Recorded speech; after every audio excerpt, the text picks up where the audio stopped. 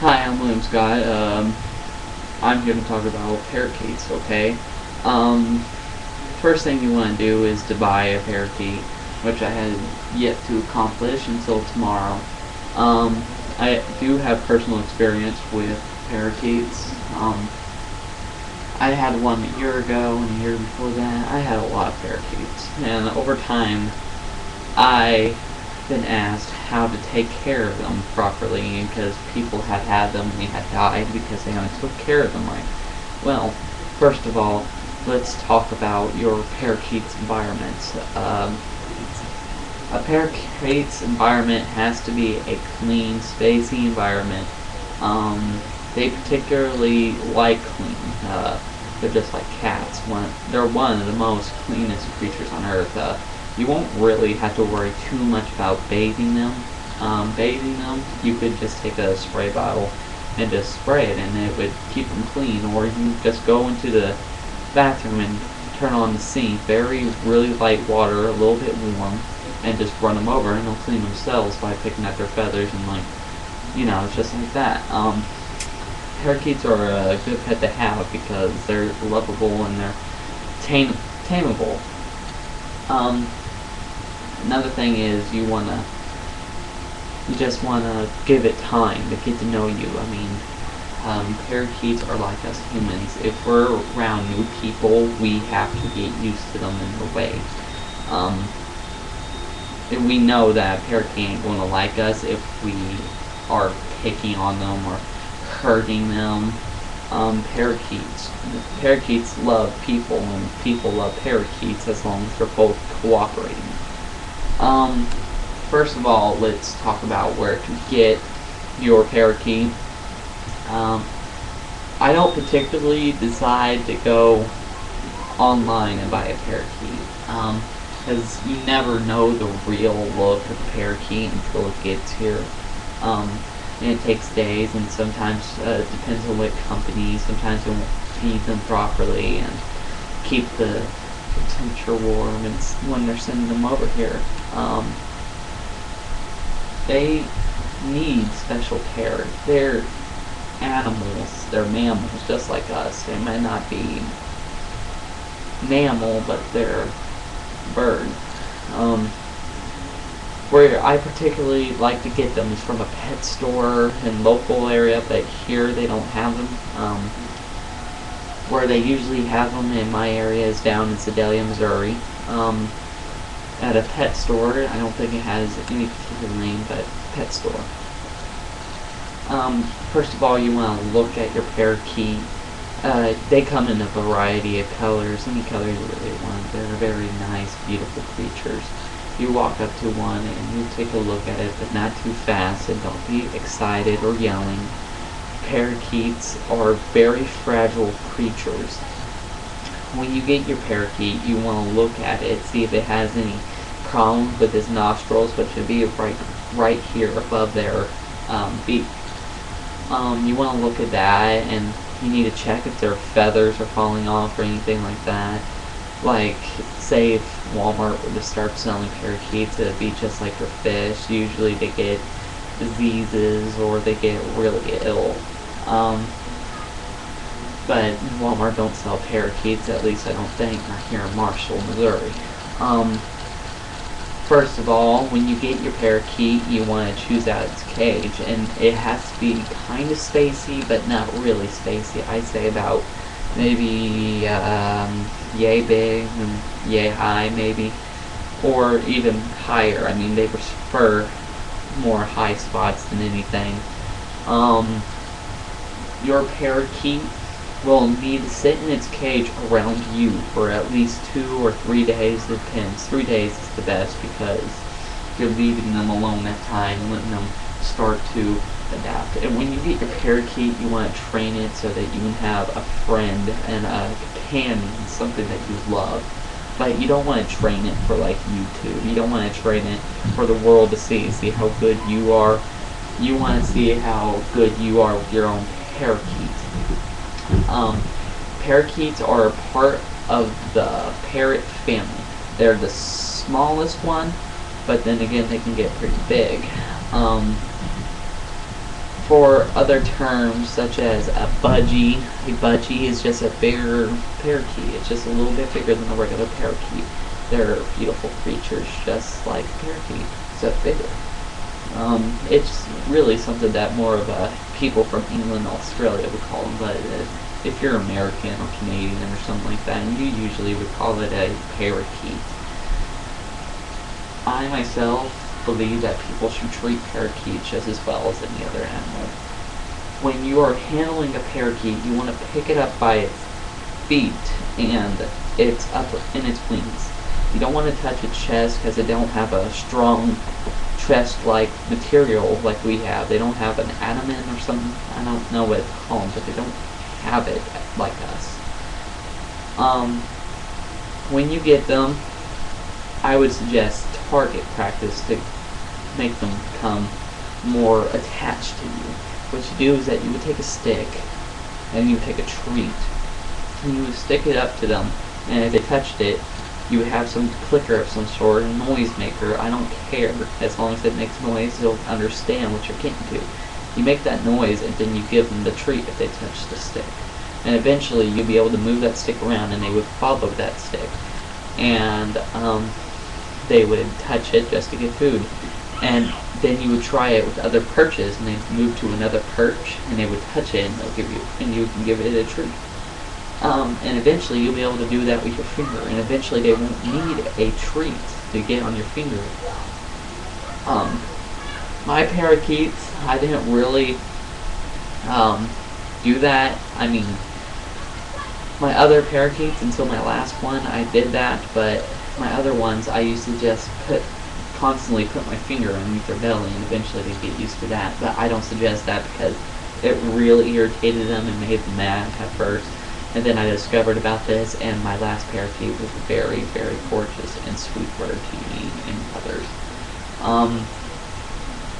And parakeets, you can stuff them in any environment with a tropical bird. I mean, be honest. I mean, like, put it in there with a parrot. Parrots and parakeets will get together along with cockatiels, because those are the birds that they're around on their islands, on their countries, such as in Brazil. They get along. I mean, in North America, you used to have parakeets in South Carolina, but that was around 100 years ago. A long time ago in South Carolina, there used to be an American parakeet, but when the farmers came over from Europe, they needed farmland, and when they farmed, they would put the seeds down, and the birds used to come, so they basically just killed off every American parakeet there was, and they were strange to these farmers because they didn't know what they were.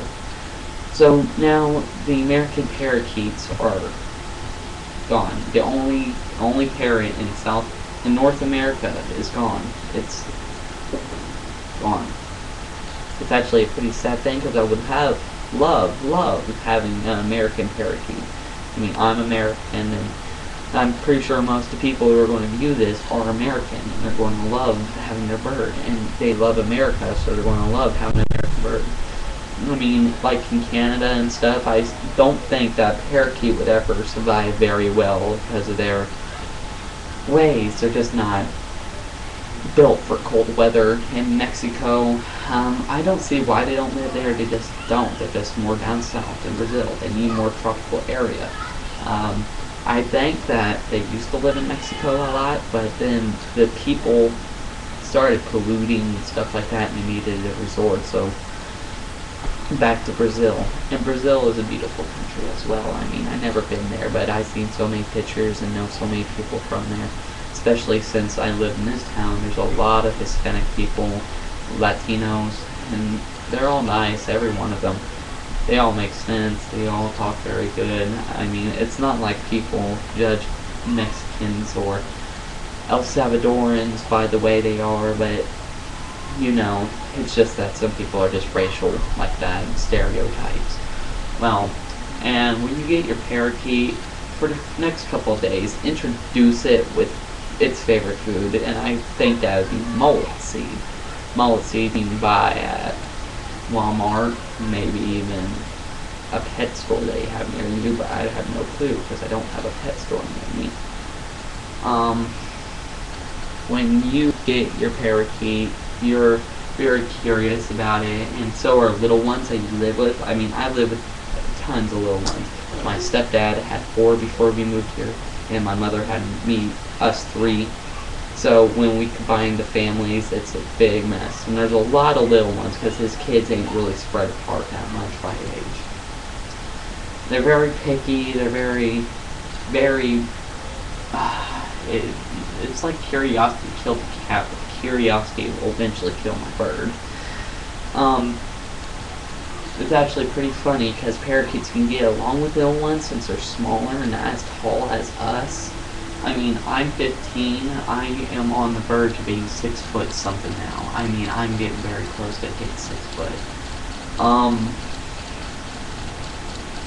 You want to feed your parakeet this mullet seed because they like it. I mean, it's natural to South America, and they're very fond of mullet seed. Mullet seed is just, it's on a stick, and it's kind of vine-like. It's just tons of seeds, just tons of little seeds. What you want to do is you'll tie it to your cage wherever they're perching in, because they'll be perching there for a couple of hours while they're in a new environment, and they'll eat that. And then you can stick your stick that you have maybe right into the cage and let the bird get on it, and place it on, like, say, like this bowl right here, like right here, you stick it on there, and I'll put my laptop right here, and I'll just do what I do, and eventually it'll get used to your characteristics, and then you put it back in the cage and perch, and the next day I would try target practice. You can even do it right after then, but if you want to be a little bit more slower with your bird, just do it the next day. I am one person to have a really clean thing, but if you're going to have a parakeet and you have OCD or something like that, I suggest you don't get a parakeet because they are mess makers. They're terrible with making messes with seed. If you have a parakeet and you put them on a surface, put a towel down, alright? A towel, a decorative towel, something like this maybe, except minus the holes. And just put it down there, and then when it's time to clean them, you would take it and just go dump it out and just shake it off out in the backyard or something. A parakeet, they're very fragile animals. If you've got a lot of people coming around jumping up and down and scaring it, it could have a heart attack. It has such a tiny heart. It don't frequently pump like ours. If you were to find that its nails were getting too long, I would suggest that you take it to a vet, because I don't have a parakeet here to show you guys how to clip their nails.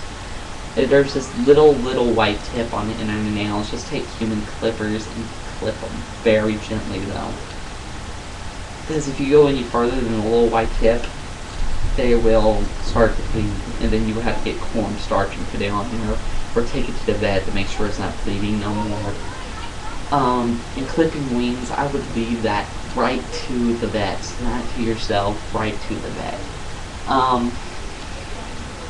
If you think that you know pretty much everything about parakeets, that's pretty much impossible, because as humans, we're still learning about parakeets. They're such an interesting animal. They have vocal abilities, they fly, their colors are different. It makes no sense to us sometimes, but it's all in genetics. I mean, some parakeets can't speak, but they have to have a split tongue. I wouldn't suggest looking for a split tongue. It's like our tongue, it has that line going down, and that gives us one of the abilities to talk really easily in different languages and all. Parakeets can speak in any language just like us, just not knowing what the word is, because they don't know what the word is. Like, ptak is Polish for parakeet, or maybe, no, it's Polish for bird, but anyway, hello, bird, cześć, ptak. It can speak. It can speak. And eventually, when you get your parakeet, you realize that you're not just getting it for the beauty of the bird. You're getting it. You get it over time. You just realize it's for companionship, and especially in this town. It's kind of big. Kids live in quiet neighborhoods here. Not much happens. See, my parakeet. I was supposed to get my parakeet today, and I was going to start on his training.